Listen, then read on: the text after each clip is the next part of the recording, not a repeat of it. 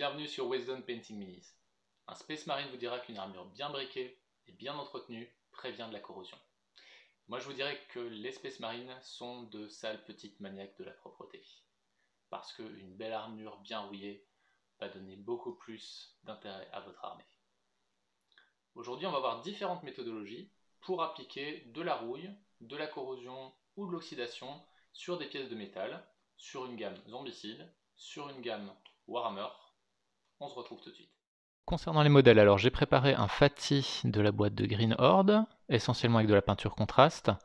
On va travailler sur les différentes plaques d'armure, donc ces plaques-ci qui sont en fer, ainsi que la cuissarde qui est en cuivre. J'ai aussi des Grimghast Reapers, pour lesquels on va travailler sur les chaînes, sur les faux, sur ce modèle-ci.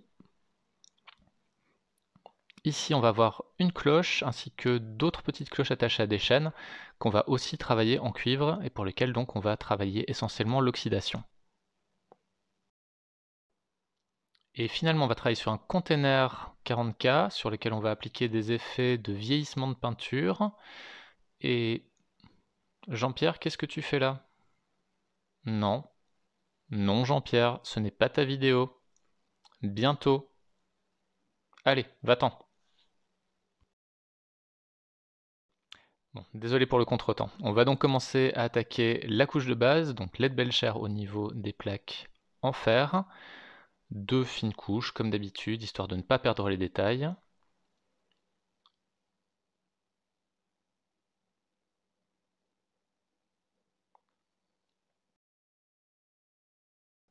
On va réaliser la même opération sur les Grimghast Reapers en étant bien homogène au niveau des zones les plus plates, c'est là où ça se verrait le plus, et en diluant bien la peinture pour que le métal rentre bien dans les creux de la maille.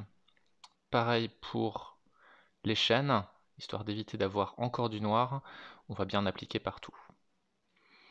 Une fois que notre LED Belcher est bien sec, on va passer un premier lavis, donc en Agrax Earthshade, sur l'ensemble des plaques.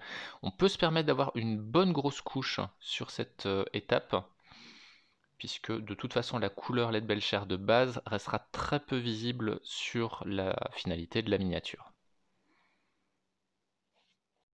Même opération sur les Reapers, on va néanmoins être un peu plus précautionneux, sachant que les parties métalliques peuvent toucher des parties éthérées, de ne pas étaler le Agrax Earthshade trop loin.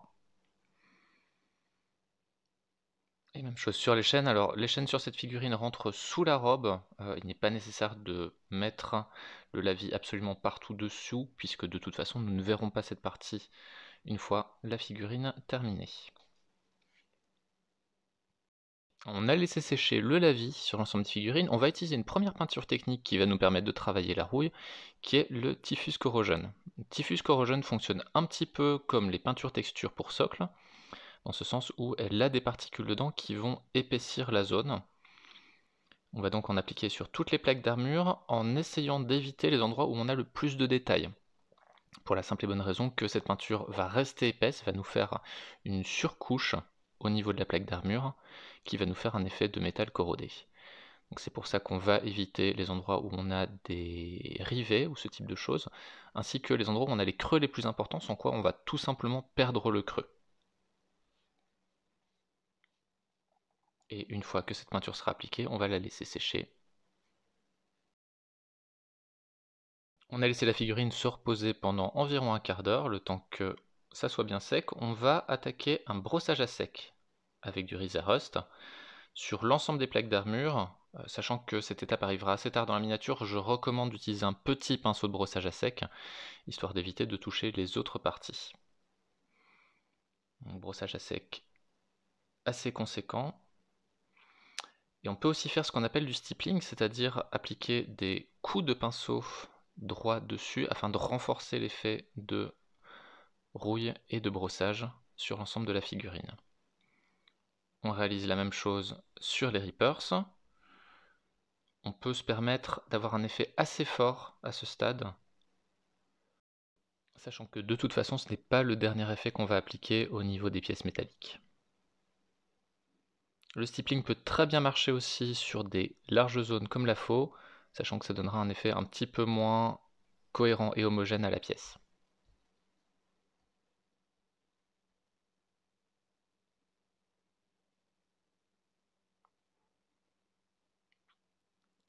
Même effet sur les chaînes, une fois de plus en faisant bien attention de ne pas en mettre sur les parties éthérées. Les parties éthérées n'ont pas de rouille. Sur les parties en maille, vous avez aussi la possibilité d'utiliser une peinture orangée très diluée qui va pour le coup rentrer dans les creux de la maille.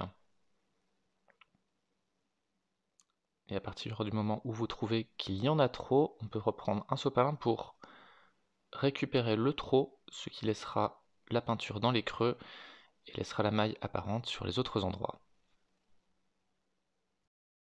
Et à présent, afin de faire bien ressortir les différentes plaques d'armure, on va appliquer un éclaircissement avec une couleur métallique plutôt claire, ici du Stormos Silver, sur l'ensemble des arêtes et l'ensemble des zones les plus exposées au niveau des différentes plaques.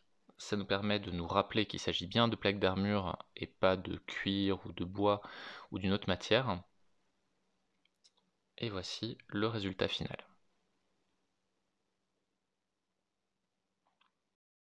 Au niveau de la faux, on va la travailler un petit peu différemment, sachant que le côté coupant continue à être utilisé, donc la rouille ne s'y appose pas. On va effectuer de fines lignes sur la partie coupante de la faux, afin d'émuler le fait que, bien, au final, elle s'aiguise à travers les os et les membres de ce qui est coupé par la faux. Le reste sera traité de la même façon que sur les autres éclaircissements.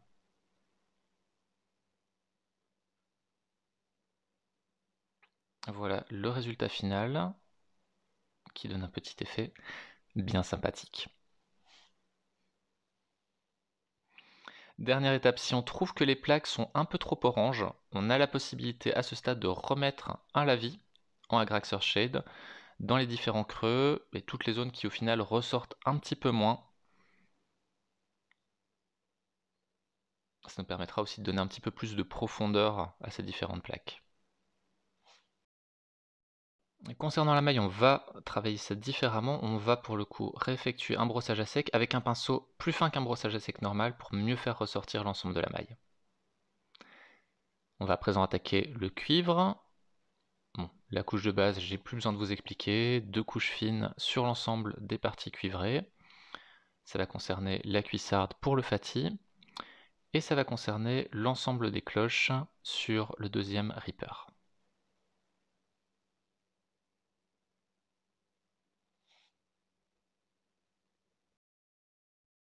Maintenant que la couche de base a été appliquée, on va réaliser le lavis sur la cuissarde.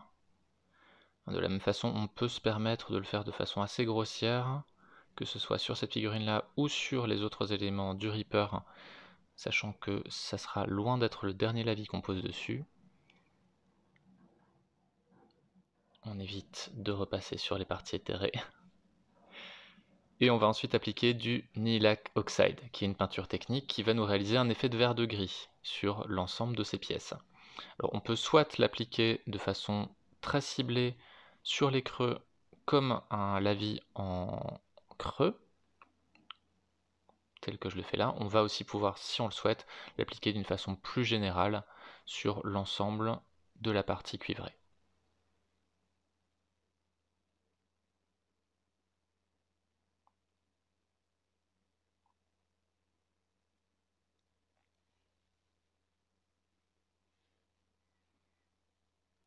Même réalisation sur le Grimghast Reaper. Ici, je vais l'appliquer d'une façon très homogène sur l'ensemble des pièces en cuivre, histoire de donner un effet plus usé encore que sur la plaque d'armure.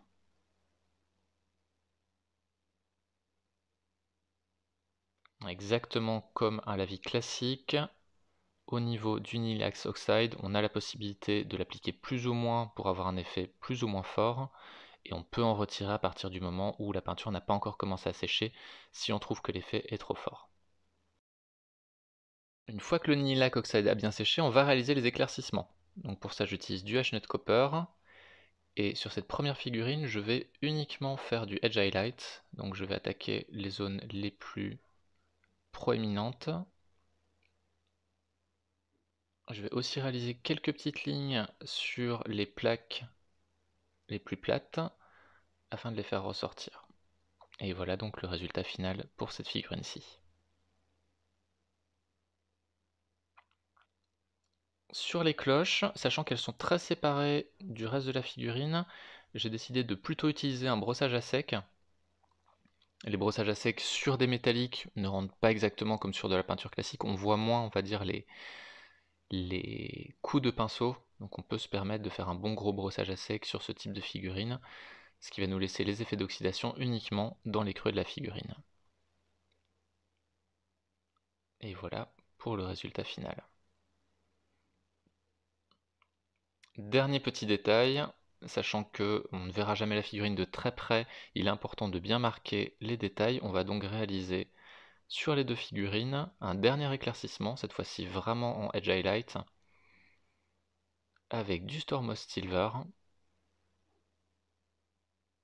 histoire qu'une fois de plus l'effet métallique soit bien visible, même sur une table de jeu.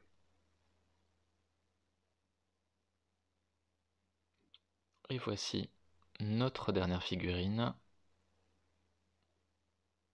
une fois terminée. On attaque maintenant le container, donc on va faire deux panneaux différents. Le premier ici qu'on va réaliser avec des méthodes plutôt classiques de vieillissement. Pour ce faire, on va commencer tout d'abord, une fois la couche de base appliquée, par réaliser un lavis, pas sur l'ensemble du panneau parce que ce sont des zones très larges et très plates, on va uniquement le réaliser dans les creux. On fait ensuite un brossage à sec, avec un bon gros pinceau bien large, et une fois le brossage à sec terminé, on va faire du stippling sur l'ensemble des plaques pour les rendre un petit peu moins homogènes au niveau de la matière et donner l'impression que la peinture a pu vieillir. Donc le stippling, c'est simplement mettre des coups de pinceau sur la zone. Une fois cet effet réalisé, on va reprendre notre agresseur shade, on va commencer à faire des effets de coulure. En partant de zones hautes vers les zones basses, en essayant autant que possible, et mieux que moi si possible, de garder une verticalité au niveau des coulures, puisque normalement, quand quelque chose coule, ça coule du haut vers le bas. Et on va aussi en profiter pour faire ressortir à nouveau les lavis sur les différentes barres de métal, afin de les rendre un peu plus sales, et de préparer les coulées suivantes.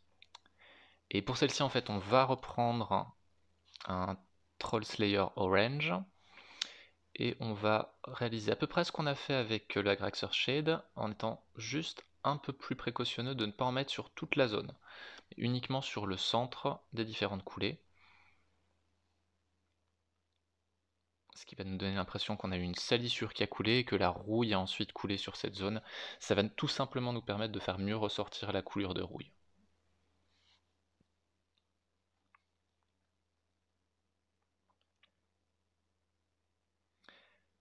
On va réaliser un autre type d'usure. En prenant du Rhinox Hide, on va faire quelques marquages au niveau des panneaux assez droits, qui vont avoir des formes d'éclat,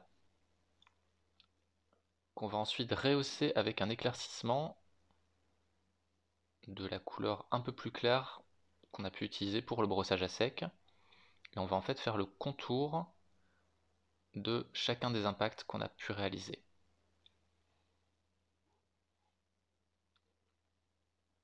Au centre de la zone, en Rhinoxide, on va utiliser du Stormmost Silver pour donner l'apparence que le métal est visible à travers la peinture.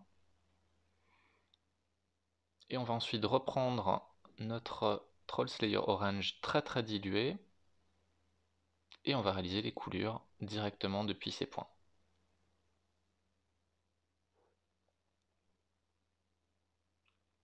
Et voilà pour le résultat final, un peu chargé dans ce cas-ci, et on va attaquer l'autre face avec une méthodologie complètement différente.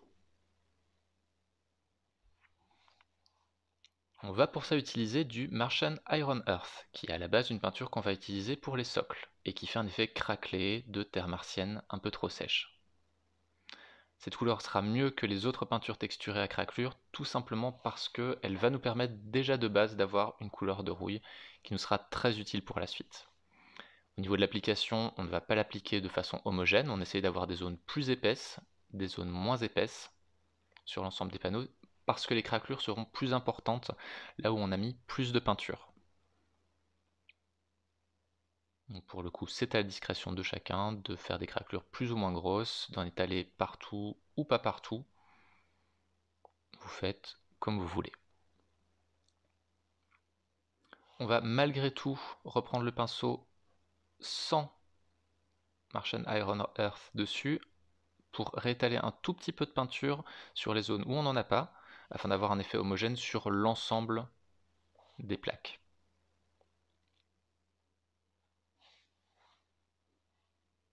On va laisser sécher, vous voyez que les craquelures se sont faites, et on va ensuite passer la couche de base sur l'élément qu'on a commencé à travailler.